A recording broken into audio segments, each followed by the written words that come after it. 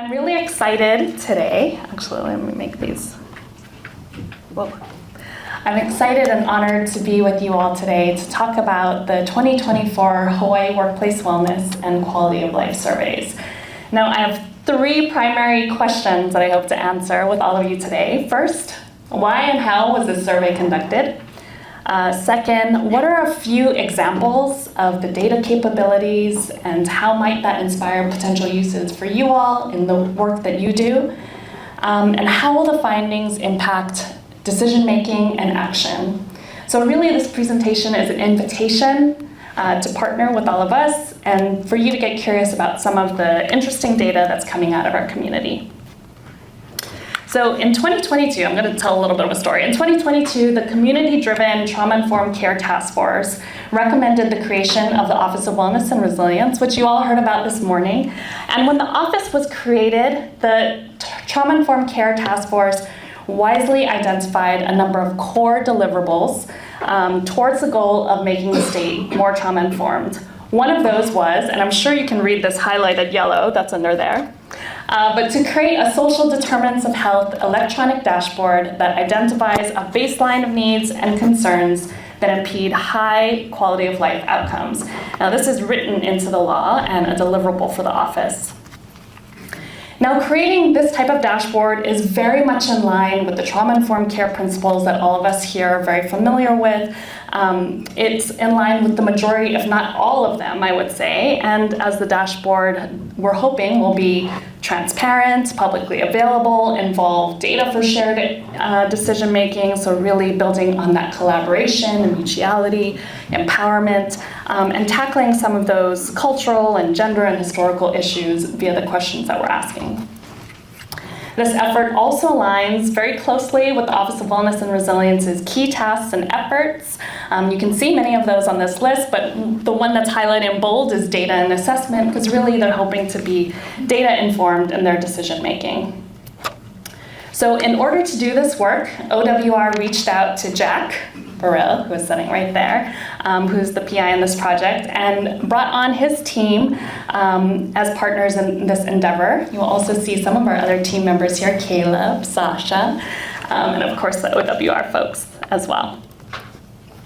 Now we all know that at core, the conditions in which we live, grow, work, and age affect a wide range of health, functioning, and quality of life outcomes and risks. They're also related to health disparities and inequities, so much so that your zip code is a better predictor of your likely health outcomes later in life. We also know that there's lots to be done on these upstream drivers, systemic drivers of health. So, which is why our team set out to conduct two primary data collection surveys.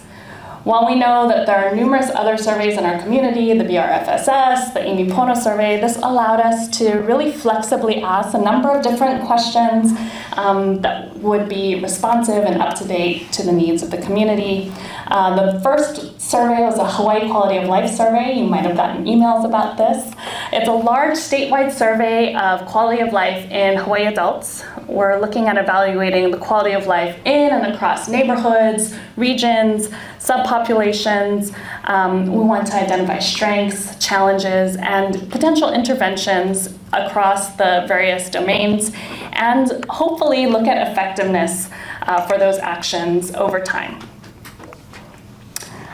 Given the focus of the Office of Wellness and Resilience, we also conducted an additional and simultaneous survey focused on state workers, really with the goals of looking at state worker well-being for state agencies to be able to inform strategies that they could implement to strengthen and uplift state worker voice, as well as begin to examine changes, again, over time, hopefully, on worker well-being. So while there are some subtle differences between the surveys, they're both about the same length. We asked some questions of state workers that we didn't ask of community work members and vice versa, but really we were looking at quality of life, understanding workplace wellness in Hawaii, and we queried folks on a number of different areas, including healthcare access. Because of the Maui wildfires, we asked questions about disaster preparedness, medical debt, food security, housing, really a diverse set of items. Now, to get statewide participation, we disseminated this online survey link broadly through 3 different mechanisms. So first was to state workers via, I'm sure you can read this, email from to their listservs from Josh Green or from their bosses, just talking to people about the executive order, as well as recommending that they take the survey to help inform future policies. Second, we worked with a contracted survey company and their survey panels, and we also worked with community contacts to develop and developed a media campaign and really tried to get folks to take it that way. And I want to highlight that part because we're so grateful for the community efforts on this one. I think our team, Caleb and Sasha probably remember, we spent probably 1,000 emails. I know I have documented at least 760. Many were to friends, families, partners, all of whom sent it to additional listservs, maybe put it in their newsletters, put it on their Instagram, and really tried to help to get the word out about taking the survey so that folks could have an impact on future quality of life for our state. The other cool thing is the College of Social Sciences and some of the students there helped to create a promo video starring Erica. I think, where's Mike? Mike was in it as well too. Erica's daughter, May. And the exciting thing is that through these multiple efforts, we were able to get about, I think, 10,000-ish people initiated the survey, and we have about 8,300 folks who actually completed the survey through those 3 different mechanisms. About 64% of the sample was female, which is kind of normal for these self-report type surveys. The average age was 47 years, which is slightly higher than the Hawaii median of 40. And the distribution of participation across the counties is relatively comparable to the state population. There were some differences with regard to primary race or ethnicity, which you'll notice here, likely because of the fact that a big chunk of our participants were from state workers. But it's exciting also to share that this is the largest wellness survey in the state to date. I think we can accurately say that. And the largest administration of the WellBQ, which is a worker well-being measure in the nation to date. The other exciting thing is, we tried to get as much participation from the different state offices as possible. So what you see here is participation rates by state department, and there's really a diversity of voices that are being reflected in the data.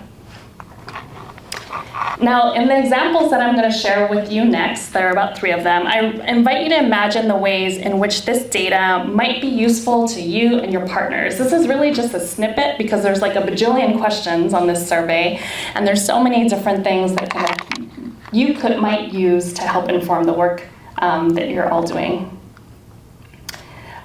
So I'll take a moment to focus on physical and mental health, obviously because I'm a psychologist, something that I care very much about.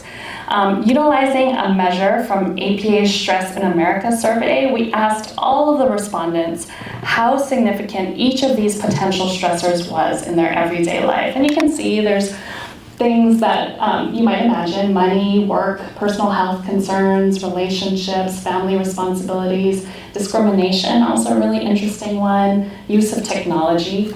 And what do you think the #1 stressor might be? Did I hear money? Yes. Good guess, Velma. And indeed, that was the case. So in the population, our sample of 8,300 folks, 78% of respondents indicated that money was a significant or very significant stressor for them. After that, the economy at 74%, work at 71%. Those were the top 3. The bottom 3, use of technology, discrimination, and education. And actually, the interesting thing about discrimination is when you compare it to the APA national sample, we're actually doing a little bit better in that domain. But the exciting thing about this survey and our goal is really disaggregation of data, which is something we're often talking about in health equity work, right?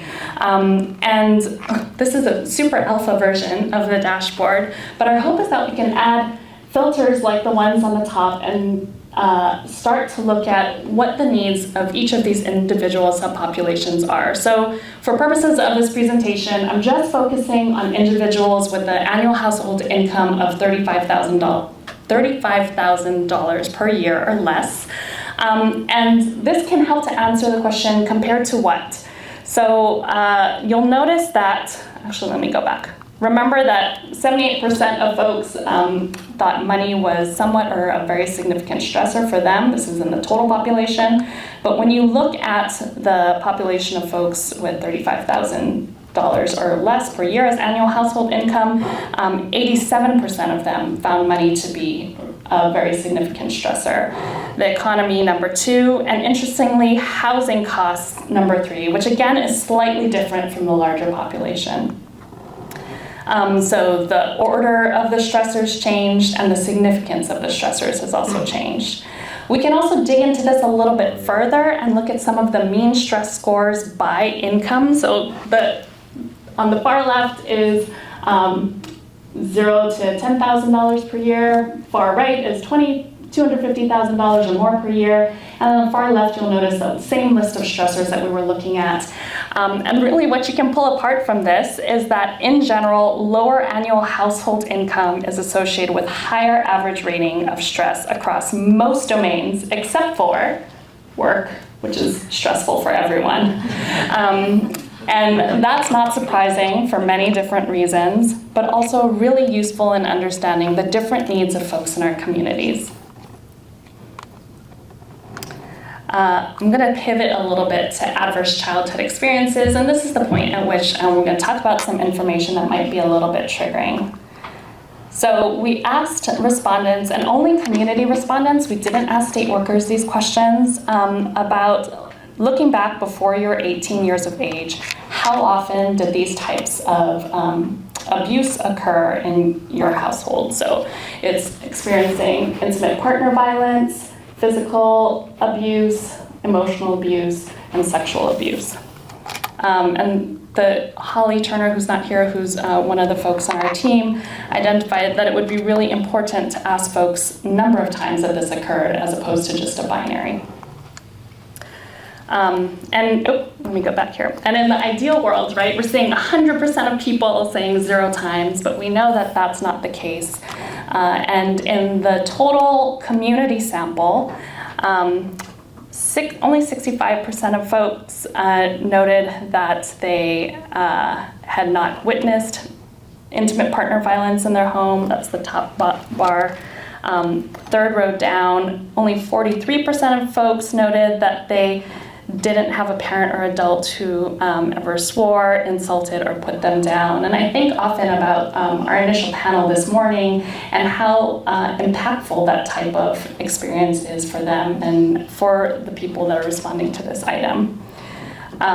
So looking again too, if we wanted to filter by annual income, if you compare the community sample total with the folks who make $35,000 or less per year, you'll notice that there is indeed a difference, that the folks making $35,000 or less have experienced those things a lot more than the community sample as a whole.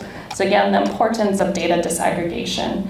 The other thing I want to call out is that our sample does seem to have these type of experiences more frequently than those in the BRFSS, and that's something we probably have to dig into a little bit more. And then this heat map that we like so much.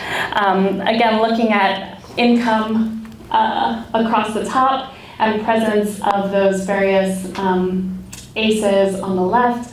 Again, lower annual household income associated with higher presence of self-reported ACEs. But following up on worker well-being, which is a core focus of the office, the majority of questions that we asked for these items were from the CDC's Worker Well-BQ. And the way they conceptualize worker well-being is that it involves physical environment and safety climate, policies and workplace policies and culture, health status, work evaluation and experience, and it really all occurs within this broader context of home, community, and society. So focusing specifically on workplace policies and culture, which is supportive work culture, health culture, benefits, organization of work and life. We asked folks questions about different types of employment benefits, really with the understanding that this might benefit their overall well-being. And these questions we asked both of community members and state workers. So things like, how important is health insurance to you, or flexible work schedules? That was a question that our CDC partners recommended asking, to assistance with education and tuition. And what might you guess was the most important to our population? If you had to guess.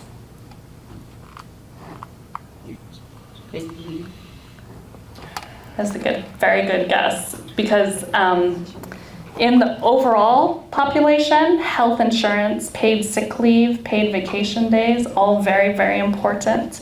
The ability to telework even it's a little lower on the list, but still relatively important to many of the participants. Retirement, obviously, very important. But again, if we filter on the $35,000 or less, this list, the order of this list and the importance of items on this list changes. So the ability to take unpaid leave comes out at the very top, but health insurance number 2, paid sick leave there as well. So again, another example of how we might try to, or some supervisors might try to tailor the supports and benefits they provide their employees based on the needs of those particular folks that they're working with. Now, I think the important question is, how might we use these tools for shared action and impact? And our plan right now is to develop reports and dashboards that are publicly available, that can be aggregated and disaggregated by various demographic factors. We have to figure out some of the small end size issues because we want to make sure that we can maintain privacy for folks.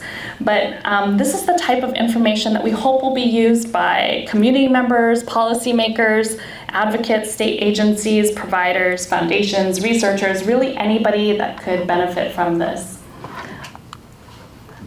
We also hope, with the Office of Wellness and Resilience, to be participating in learning collaboratives that they'll be developing with state agencies. Those things are coming soon, so their idea will be to utilize the data, particularly from the Worker Wellbeing Survey, to create trauma-informed care trainings, technical assistance, and really partner with state agencies to help their folks and become more trauma-informed so that their clients that they work with also will benefit from that. And then, of course, policy development to be able to figure out, based on the information and the data that's coming out, how best to support our communities.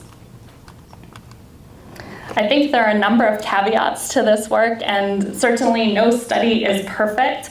I have a lot of what-if questions here. So, in the ideal world, perhaps in the next iteration of the work that we're doing, we can increase accessibility for folks, maybe different languages, and we've thought about doing that this time, but didn't actually do it. Increasing opportunities for individuals with intellectual and developmental disabilities to participate. We did have a phone survey as an option this time around. We actually didn't have too many people participate in that. And then better targeted geographical sampling, again, so that we can get feedback from all of the communities in Hawaii. We might also consider how best to include or adjust items so that they better meet community needs, and then be able to creatively filter and disaggregate and aggregate data based on demographic folks, but maintain privacy and make sure that we're not getting super small end sizes.